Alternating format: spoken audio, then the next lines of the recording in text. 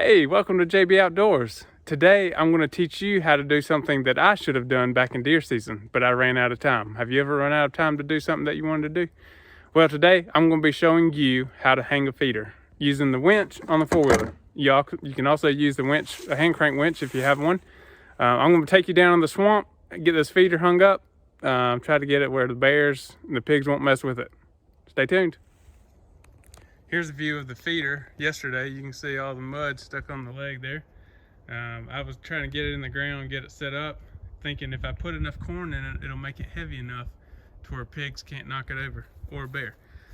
So in the process of doing that, it sank down in the mud, bent a leg, and toppled over.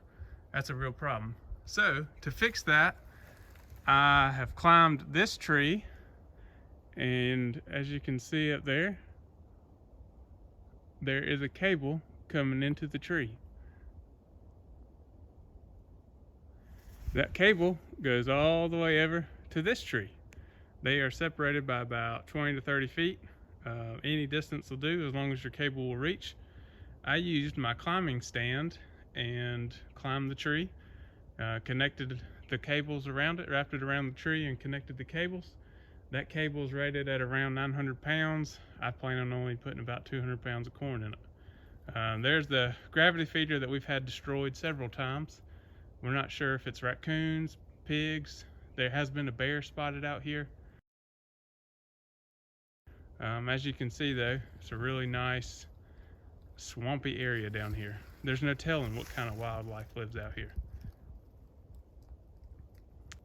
We've killed deer out of this stand. It's been a good hunting stand for us, but we need a feeder that can stand the test of time out here.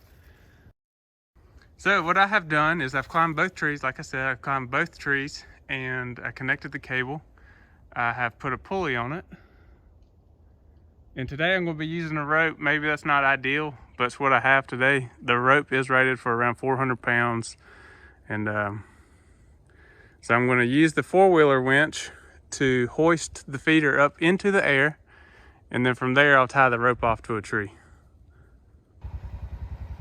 All right, so I have the feeder now directly under from where it's going to be hanging. If you attach the legs to it and screw them together, like maybe just two segments of a feeder leg, it'll stand up on its own when you let it down off the winch.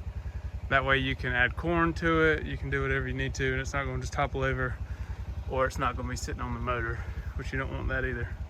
So here we go, we're about to take it up. Time to take it up in the air. You can use a hand crank winch if you have one. I prefer to work smarter, not harder. I'm using the four-wheeler winch.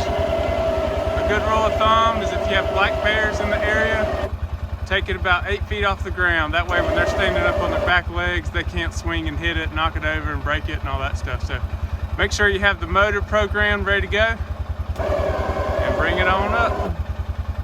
I think that's good enough right there. And the higher you go, the further the corn will spread out.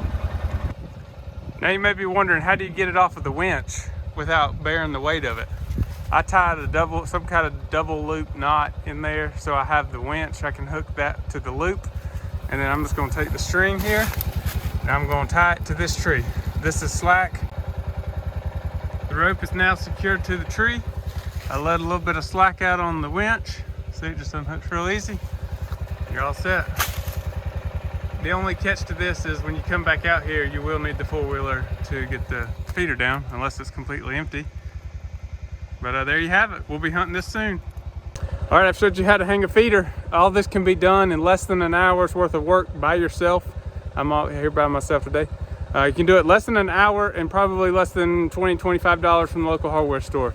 Just make sure that you get a cable that's strong enough to support the weight that you're going to be using it on. Get the little clamps that secure the cable, a rope, a pulley. That's about all you need. That's all I've used. Just make sure all the equipment that you use is rated to support the weight that you're going to be using. Different kinds of feeders hold different kinds of weights, so just check on that. And as always, thanks for watching JB Outdoors.